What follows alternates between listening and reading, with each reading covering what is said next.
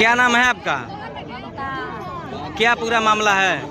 मामला यही है कि हमारे बच्चे को रविवार को 24 तारीख को ये लोग पूरा दिन अपने अंडर में घुमाए खिलाए, रात में 11 बजे उसको मार दिए।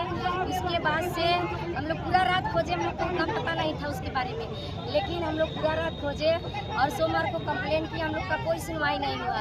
हम यहाँ से विधायक के पास गए, वो भी नहीं कुछ किए। उसके बाद से हम पंकज चौधरी आवास पे गए, वहाँ भी नहीं कुछ हमारा सुनवाई हुआ। जो एसओ आए हैं उनसे हम रिक्वेस्ट किए, वो बोले आप क्या चाहते हैं हम पूरा करेंगे। हम कहें कि समीर को अभी उठवाइए, तो उसको 3 दिन में उठवाया गया। किस तारीख में बच्चा गायब हुआ है? बच्चा हमारा 24 को गायब। एप्लीकेशन कब दी हैं आप थाने पे? सुबह में दिए हैं, रात में पता हुआ कि बच्चे की आप कौन है?